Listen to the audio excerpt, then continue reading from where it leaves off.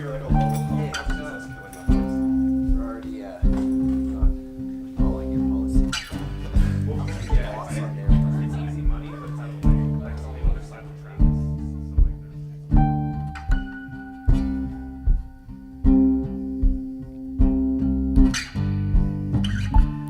there's... I wish you 12 lanes of peace and quiet.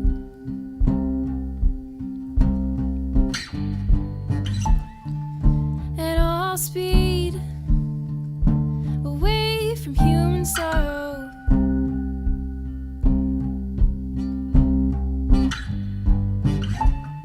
You and I, we're gonna break even.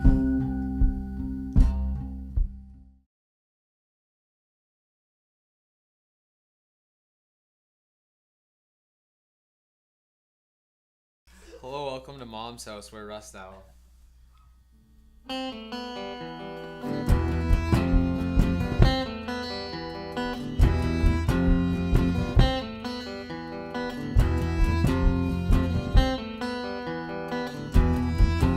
a world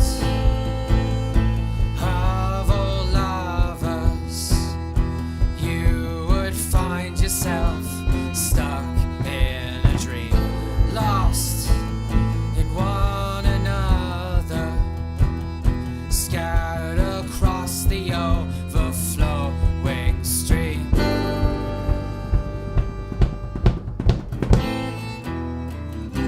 Unable to find that feeling described by the dead, for the dead.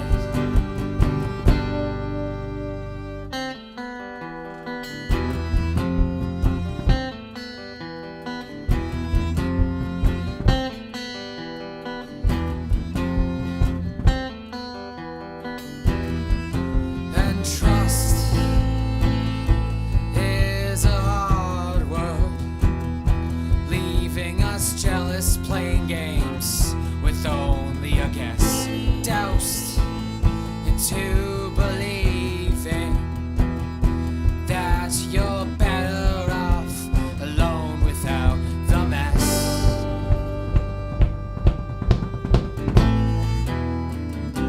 Unable to find that feeling described by the dead, for the dead.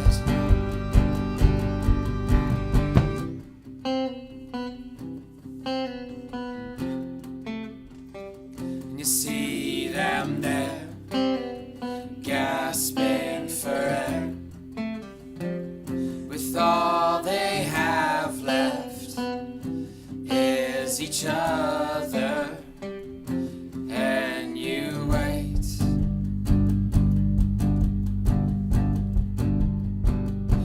And you wait.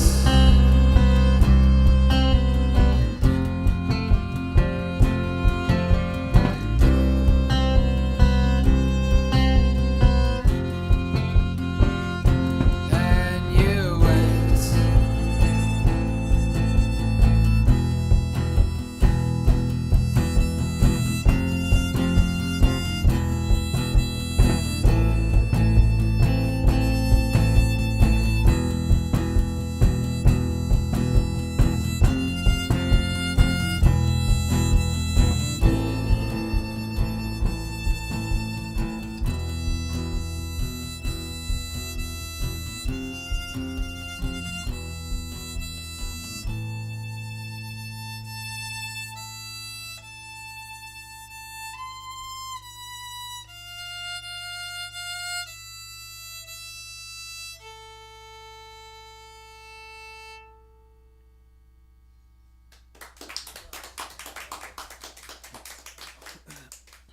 So, great job, everybody. I really enjoyed that piece.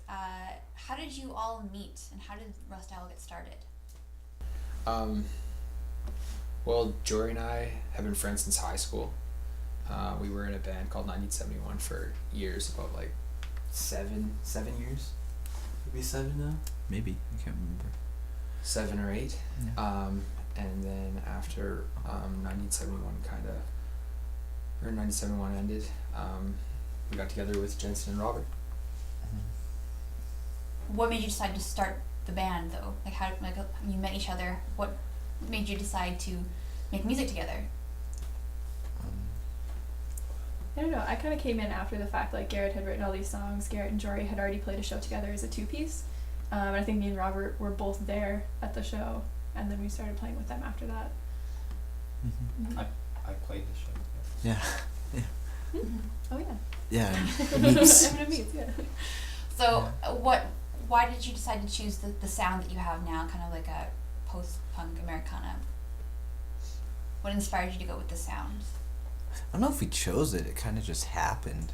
Like, I don't know. Like, yeah, like Garrett and I had done played punk rock for years, and just inadvertently end up playing punk music whenever we do it. But like, I know like all of us listen to a lot of country music and kind of Americana in that broader sense.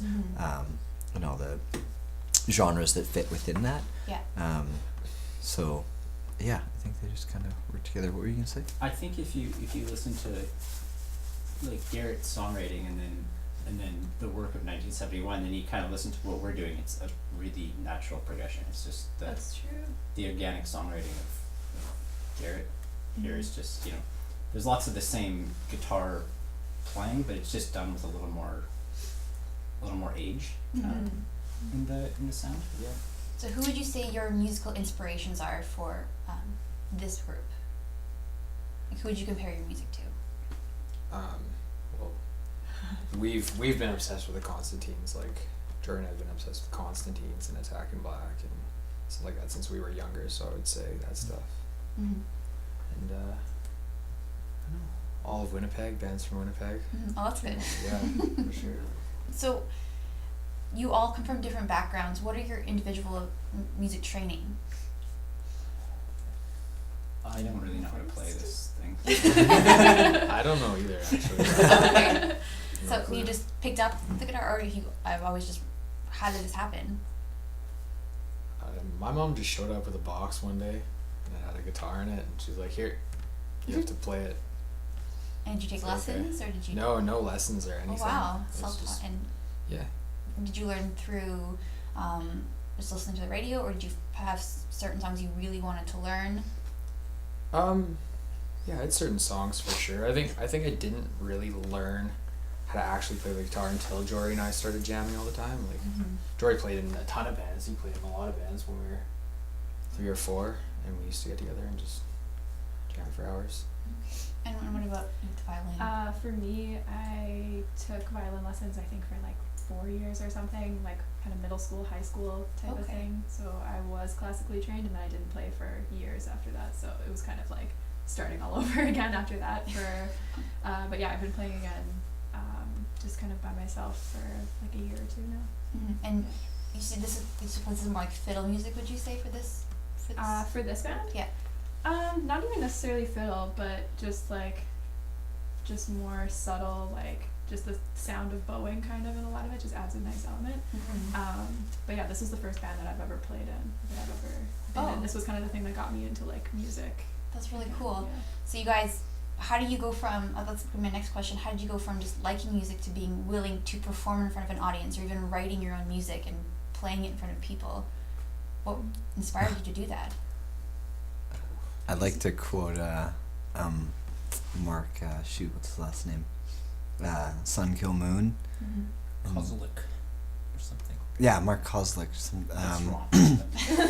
Is it he said the last album he did with Jay-Z, there's this line, some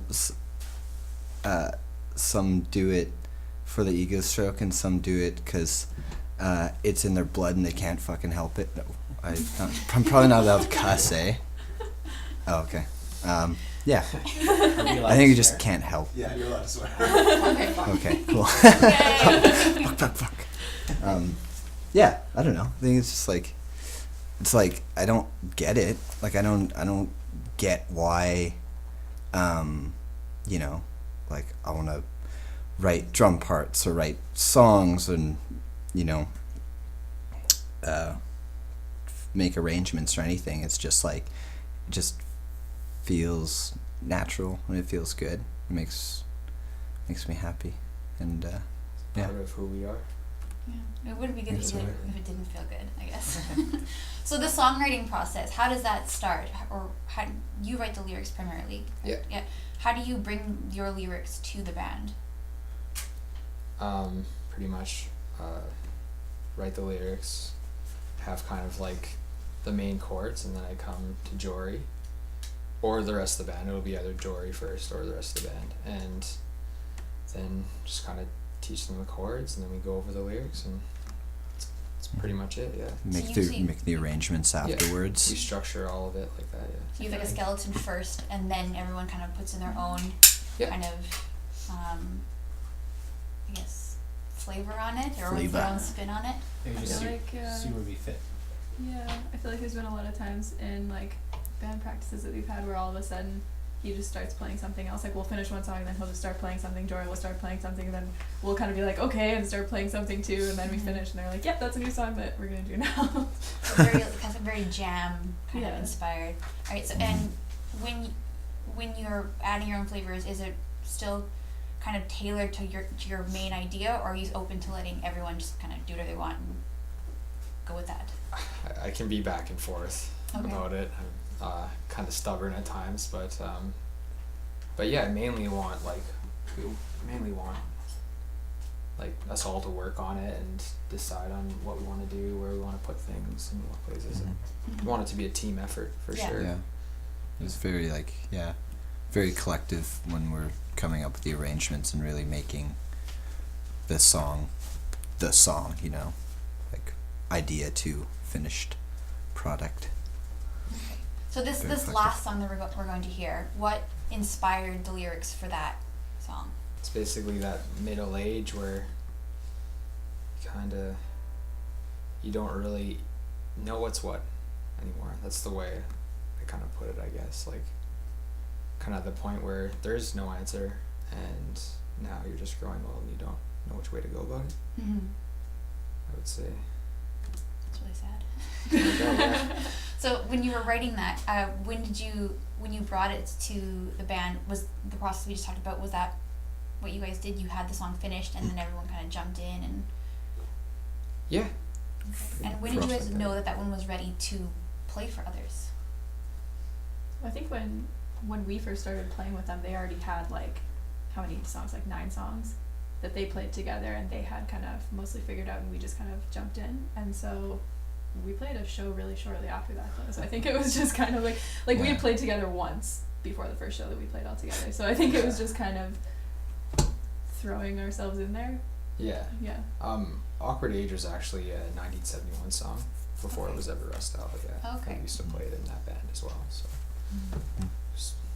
So it's more of like a roots kind of sound now, but it's... Yeah. this Well, it was always kind of a more rootsy song than the rest of the post-punk stuff. also just works really well with it. Yeah. Okay, well then let's hear it.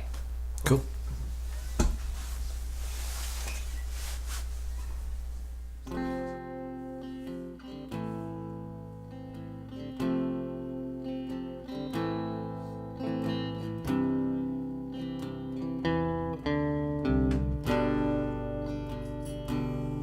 Well, they round up the herd, tell them stories, but never learn of a world outside of themselves. Always told to have a voice, not much longer, but we have a choice. This experience, it comes with age. Years, that is the only line between you and I. Do you know that's clear? The young have no fear. The young have no fear.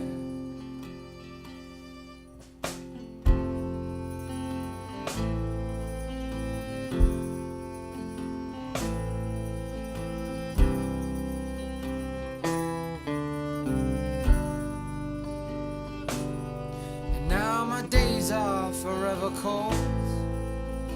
Love is gone and it's always sold. And I find myself growing old. And I cannot recall no memory at all of our so-called awkward age. Years, that is the only line between you and I. Do you know that's clear? The young have no fear. The young have no fear. The young have no fear. La, la, la, la, la, la, da, da, da, da, la, da, da, da, da, da,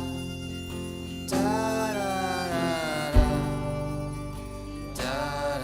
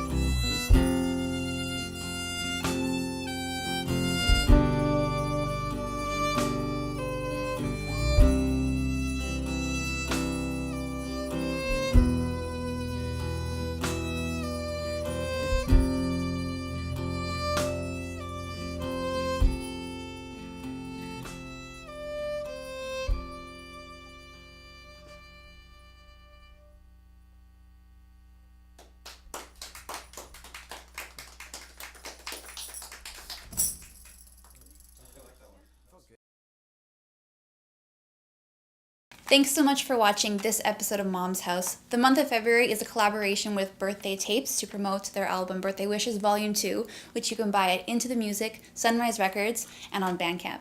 If you want to see more of what I do, I'm Ashley Bianyaj, and you can go to www.winnipegmusicproject.com. Woo! You did it.